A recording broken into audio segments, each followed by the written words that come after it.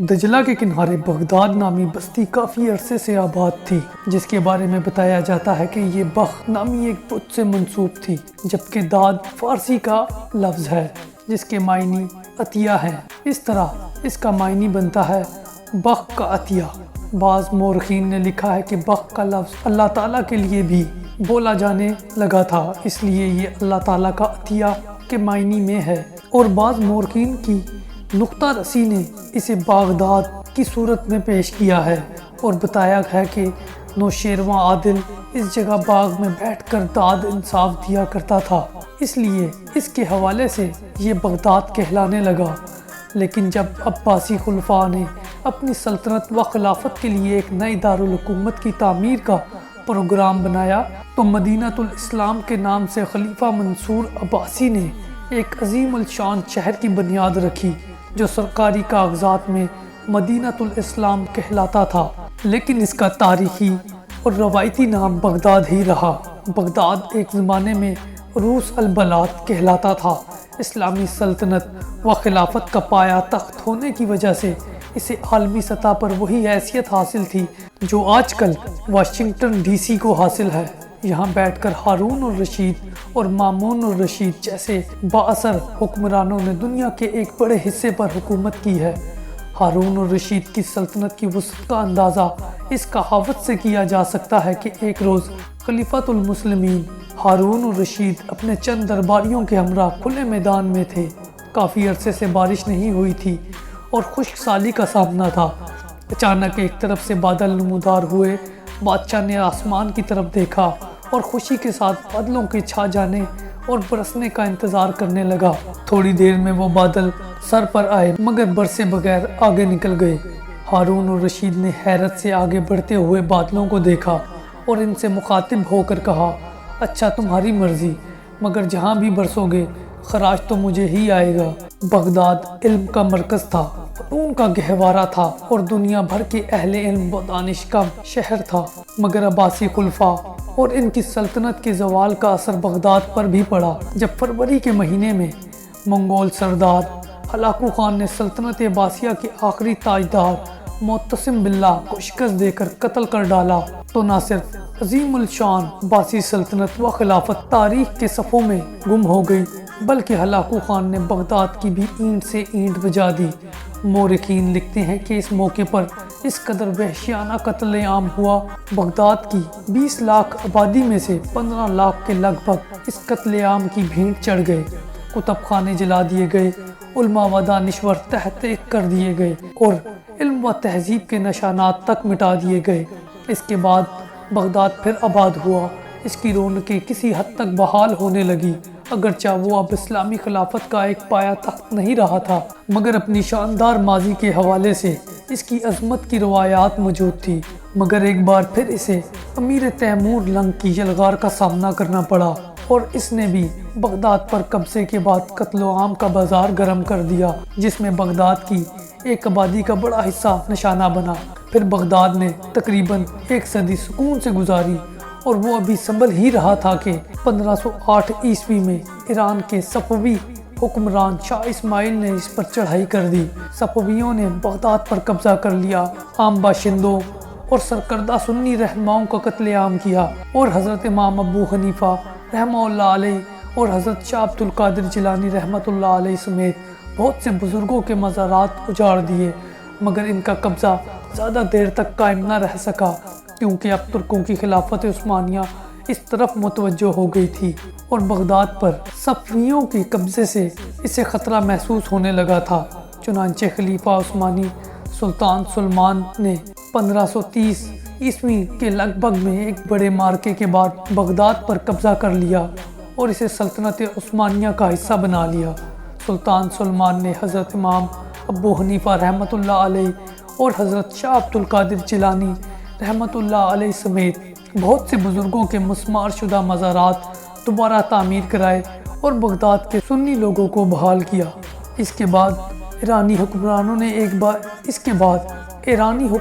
نے ایک بار پھر قسمت آزمائی کی اور شاہ عباس اول نے بغداد پر قبضہ کر لیا، لیکن عثمانی خلیفہ سلطان مراد چہارم نے پھر بغداد پر قبضہ کر لیا اور اس کے بعد مسلسل 3 صدیوں تک بغداد اور عراق خلافت عثمانیہ کا حصہ رہے۔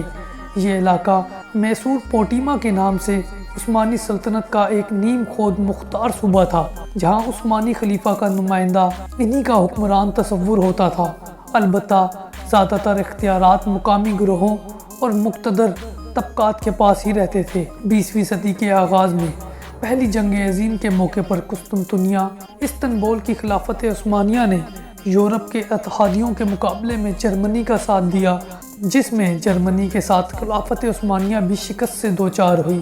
اس دوران یورپی اتحادیوں نے خلافت عثمانیہ کے حدود کے اندر ترک قومیت اور عرب قومیت کے درمیان نفرت کا طوفان کھڑا کر دیا تھا،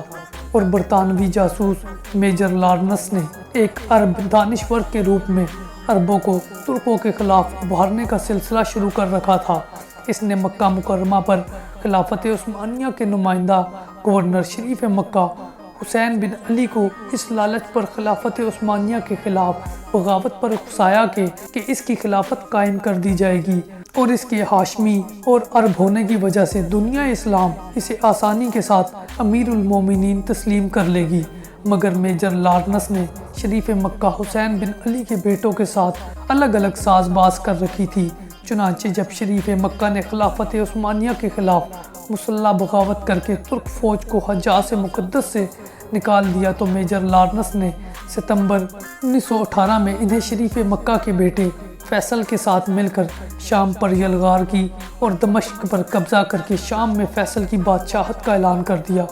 مگر جولائی 1920 میں فرانس نے دمشق پر قبضہ کر لیا اور فیصل کو جلا وطن کر دیا۔ دوسری طرف نومبر 19ویں صدی کے دوران برطانوی فوج نے بصرہ پر قبضہ کر لیا تھا، اور تقریباً 2.5 سال کی خون ریز جنگ کے بعد، جس میں مجموعی طور پر 98,000 کے لگ بھگ افراد قتل ہوئے، انگریز جنرل مارڈ نے 11 مارچ 1918 کو بغداد پر قبضہ کیا۔ اس کے بعد برطانیہ اور فرانس کے درمیان ایک معاہدے کے ذریعے بصرہ اور بغداد پر برطانوی حکومت، جبکہ موصل پر فرانس کی عملداری تسلیم کر لی گئی تھی۔ مگر اکتوبر 1918 میں برطانیہ نے پورے عراق پر قبضہ کر لیا، یوں عراق برطانوی سلطنت میں شامل ہو گیا۔ اس دوران انگریز فوج نے یروشلم پر قبضہ کر کے فلسطین کو بھی برطانوی دائرہ اقتدار میں شامل کر لیا تھا۔ جنگ عظیم اول میں جرمن حلیف کی حیثیت سے خلافت عثمانیہ کی شکست کے بعد اس کے حصے کرنے اور اپنے حصے وصول کرنے میں برطانیہ اور فرانس کی اس کشمکش میں بالآخر برطانیہ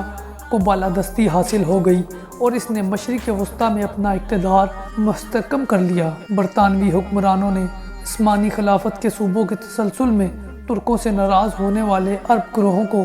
دام فریب میں پھنسایا، اور ان کی علاقائی حکمرانیاں بحال کرنے کے لالچ میں ان سے الگ الگ معاہدے کیے۔ انہی میں سے ایک معاہدہ نجد کے حکمران آل سعود کے سربراہ شاہ عبدالعزیز کے ساتھ 19ویں صدی میں لارڈ جمفورڈ کی توثیق کے ساتھ طے پایا کہ ان کے دائرہ حکومت میں توسیع کر کے اس خطے میں آل سعود اور ان کی اولاد در اولاد کی حکمرانی کا حق حکومت برطانیہ تسلیم کرتی ہے، بشرط کہ کوئی سعودی حکمران برطانوی حکومت کا مخالف نہ ہو، اور سعودی حکومت کوئی بین الاقوامی معاملہ حکومت برطانیہ کی منظوری کے بغیر طے نہ کرے۔ اس پس منظر میں مارچ 1921 میں قاہرہ کانفرنس ہوئی، جس کی صدارت برطانوی وزیر اعظم نے کی، اور اس میں یہ تقسیم طے پائی کہ شریف مکہ حسین بن علی کے بیٹے فیصل کو عراق کا بادشاہ تسلیم کر لیا گیا، دوسرے بیٹے عبداللہ کو اردن کی ایک نئی ریاست کا بادشاہ بنا دیا گیا، اور حجاز مقدس سمیت جزیرہ عرب کے بڑے حصے کی حکمرانی